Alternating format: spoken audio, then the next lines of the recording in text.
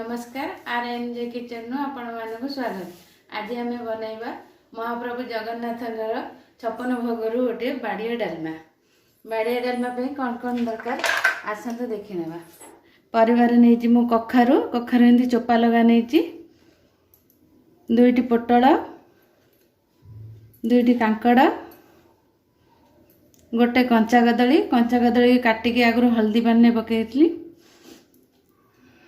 फाळे कंदमूल,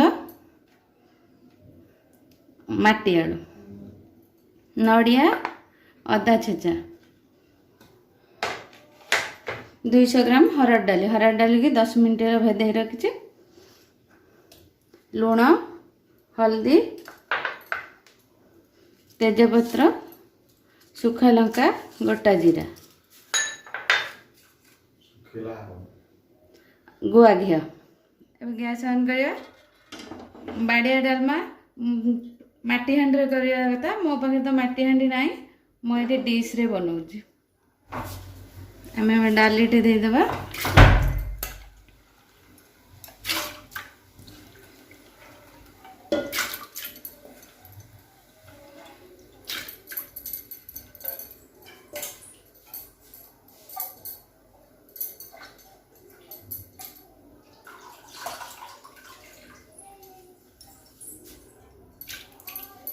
डालीटी को आम 5-10 मिनट फुटिया डालीटी आम फुटी गला।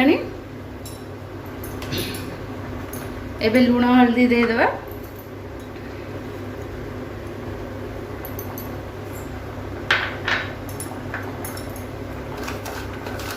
स्वाद अनुसार लुण,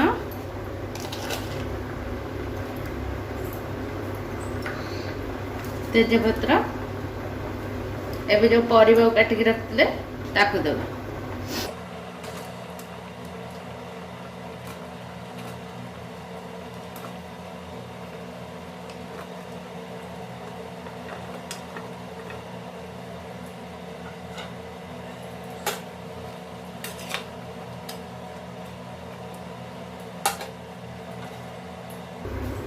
एबे अदा छेचा देदेबा।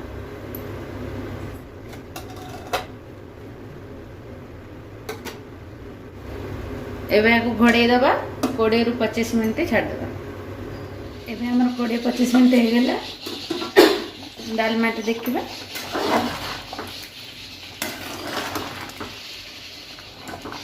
डालमा टे हमर हे गेलानी।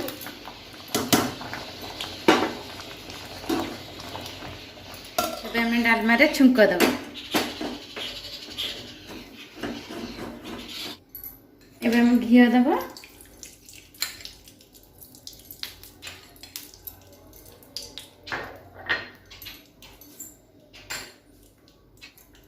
सुखा लंका दबा।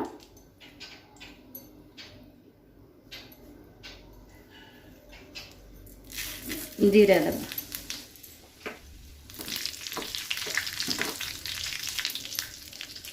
देखो टे हिंगू दबा।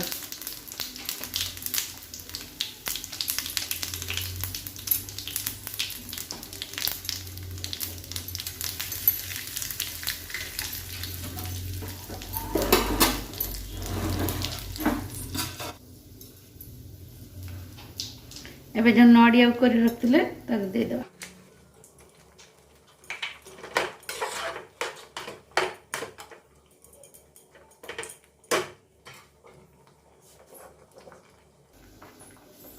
एबे हम छुंक देते।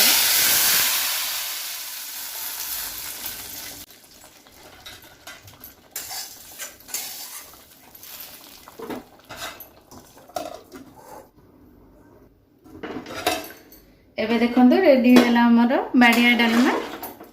आपण मैंने यदि मीठा खाइबे गोटे चामच गुड़ देबे।